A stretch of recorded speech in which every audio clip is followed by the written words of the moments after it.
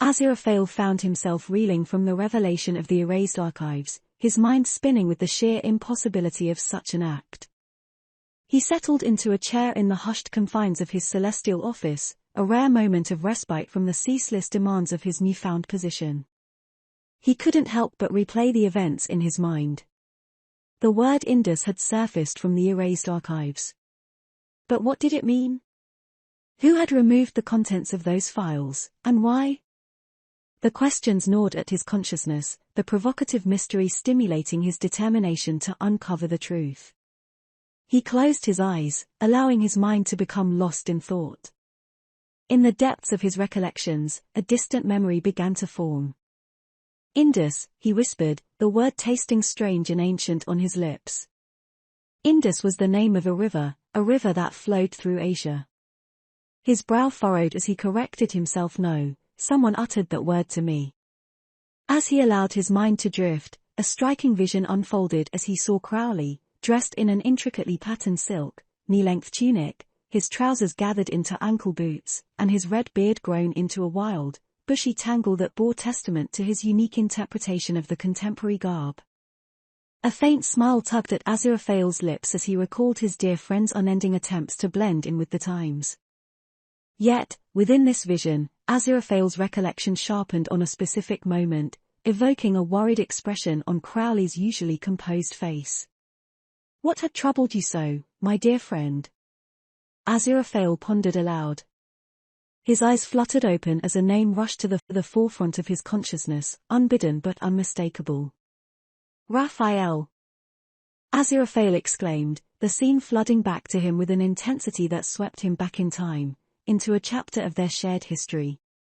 A rush of memories engulfed him as he remembered standing in a dusty street nearly 1,300 years ago in Raghā, east of the Assyrian Empire known today as Turn.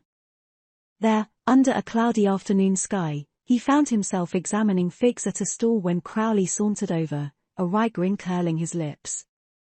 Well, Aziraphale," he purred. "Fancy bumping into you here of all places." Aziraphale looked up from the handful of figs he was inspecting. "Crowley? What a surprise."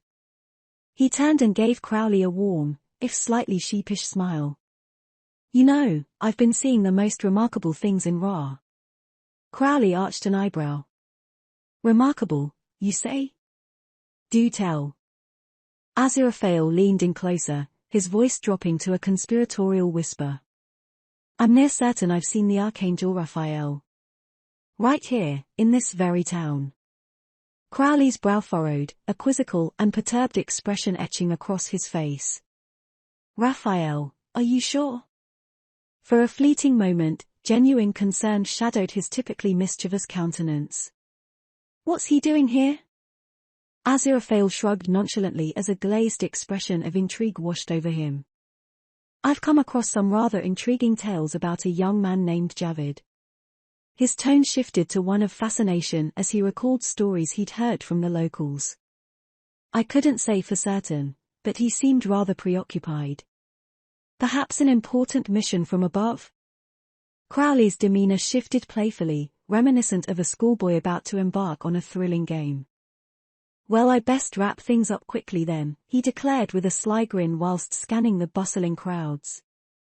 Shifting his focus back to Aziraphale, he added, "Up to some ineffable business, are we?" raising an enigmatic eyebrow for emphasis. "Actually, I'll be leaving here shortly. There's this young chap in England struggling with a marvelous Danish tale of heroism, monsters, and the triumph of good over evil, with a strapping Scandinavian hero. I was thinking of paying a visit to the poet, provide a bit of celestial inspiration, nudge him in the right direction." Aziraphale remarked, gazing wistfully into the ether. "Oh joy, another tale of a hero saving the day. How riveting." Crowley rolled his eyes. "Poetry has a way of capturing the essence of humanity, you know." Aziraphale allowed a pause to linger in the air before defending his position with a quiet certainty. "I think it will end up being quite a timeless masterpiece." "Satan help us all," Crowley muttered, shaking his head in mock exasperation. "Well, that appears to be my cue to leave," Crowley's eyes swept their surroundings, his features returning to a solemn demeanor. "Perhaps I'll catch you next time, Angel," he murmured into Aziraphale's ear before turning away and sauntering through the bustling streets, leaving the angel alone in the market once more. Crowley's sudden departure left Aziraphale in deep thought. However, his contemplations were shortly answered by a soothing voice that gently interrupted his musings. "Is it not Aziraphale?" Turning, Aziraphale's eyes widened in awe as he beheld a tall figure approaching him, bearing a serene smile and moving with an elegant sway. It was indeed Raphael, the archangel himself. Aziraphale's heart quickened its pace in reverence as he stammered, Yes, that's me. I mean, how may I be of service to you, Raphael?" Raphael's eyes twinkled with kindness. "I find myself here on various healing errands, in close partnership with Javid of the local Maristan. I have most recently relieved his aged mentor of his blindness."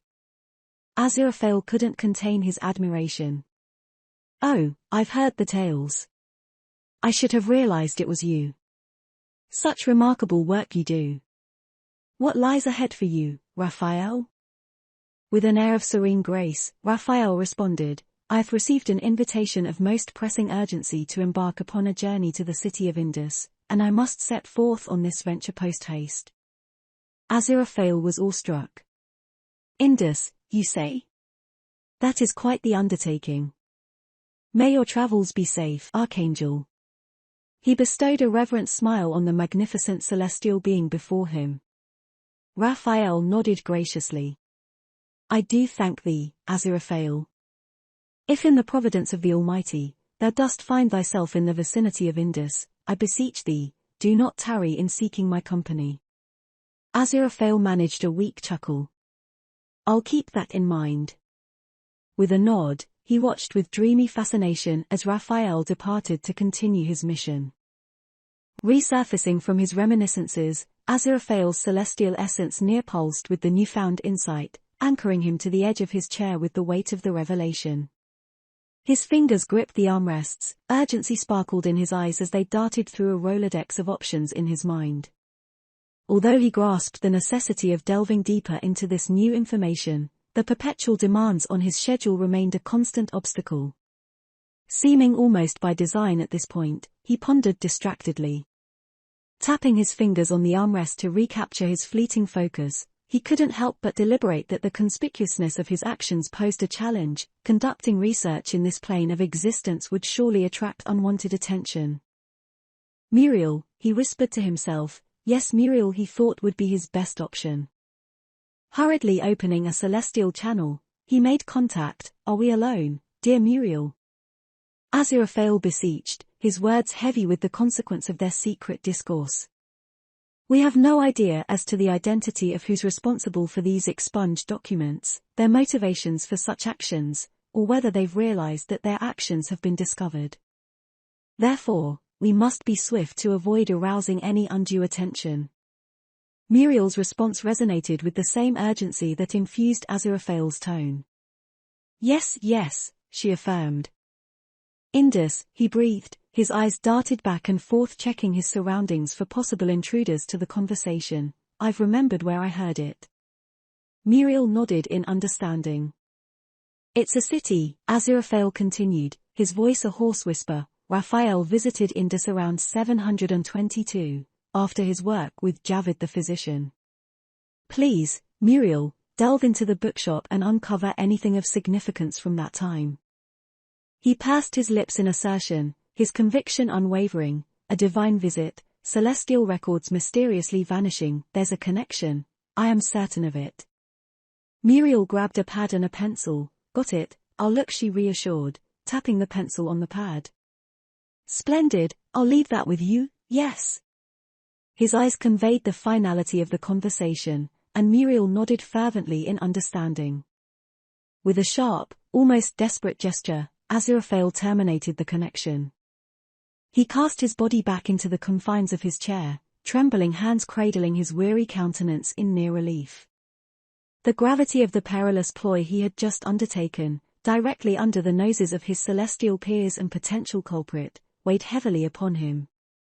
He exhaled a deep, trembling sigh, as if trying in vain to dispel the lingering spectre of terror that had seized him in that moment. Aziraphale couldn't help but wonder if he had just danced a step too close to the edge of divine disaster.